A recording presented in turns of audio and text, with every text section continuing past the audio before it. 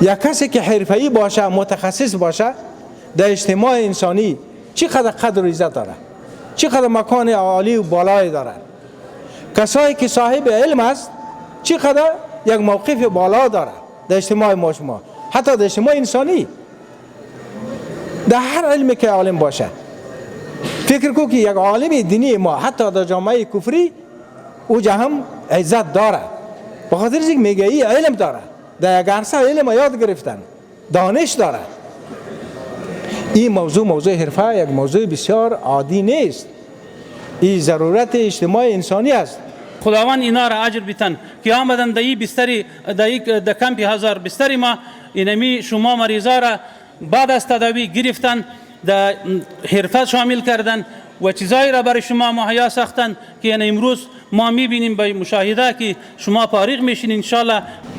الحمدلله ایجی آموزش فنی و حرفه‌ای به خاطر معتادین استعداد شده ایجی داریم. دیگه مرکز چی داریم آموزشی برای جوان ها هست، تقریبا 180 چند نفر وجود دیگه مرکز برای آموزشی می بخشا را میتیم، خیاطی و نلدوانی و بوددوزی و بیگدوزی میگپاره و همچنان برای اطفالی که بیکس و بیکو است 2 روز انتون داریم. خدمت ملت کداشتی منیم، از طفلش گرفته از مریضش گرفته همیشه الحمدلله وزارت ما کار پیش برده سالا که ما باعث یک نماینده باعث عسکرش میشه هستیم، با خدمت ملت هستیم. مدت 6 ماه میشه که ما در مسلک بوددوزی اینجا به صفت شاگرد تعلیمات مربوطه را یاد گرفتیم و انشالله امروز روز فراغت ما بود.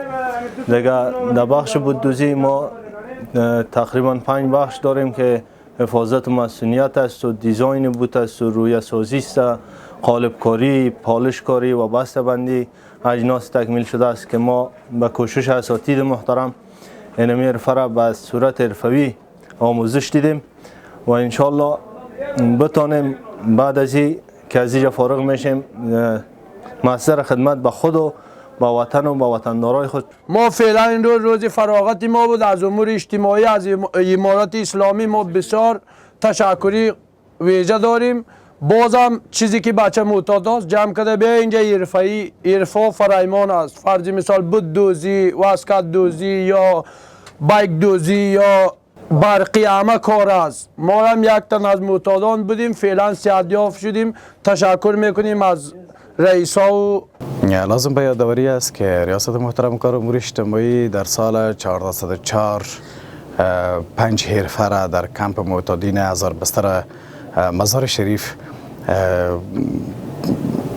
حرفه را تنظیم کردن و خوشبختانه از این حرفه ها خیاطی هست، بیگدوزی است، بوددوزی است، برق و سامانالات برقی است و برق و ساختمان هستند. 5 حرفه 5 استاد دیگه مسئول امی حرفه هستند.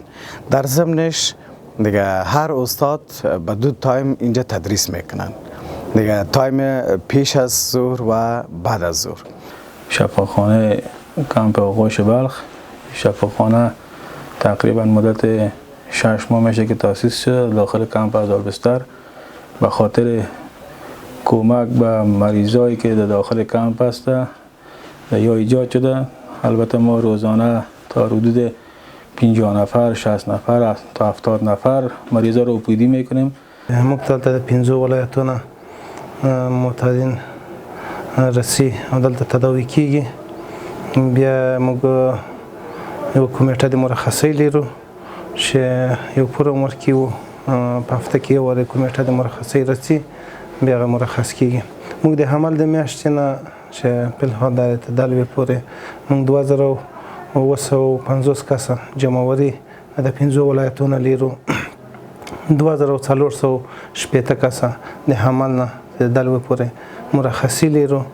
نن هم 250 کسه د هغه نه فراغت درلودو کار امور اجتماعي چې حرفې په بخش کې 15 قسمو کې درسونه ورته ښودلي وو لکه بیکدوزي و بوددوزي، سامانالات برقي، خیاطي.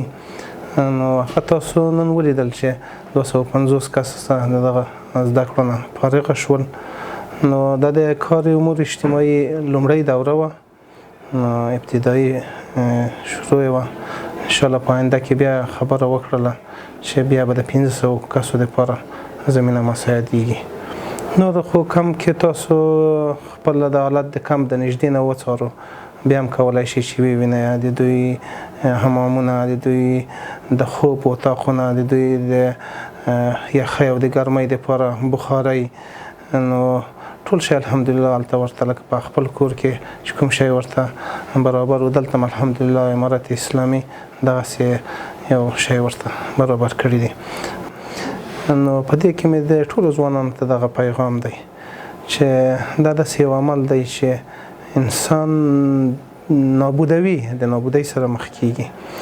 دلته داسې خلک راځي کورنۍ چې اولادونه یې د موږ سوي دلته راځي پوښتنه کوي خو د هغوی سره ملاقات نه کوي، وایي ګورو نه ما یې کو چې ښه شي.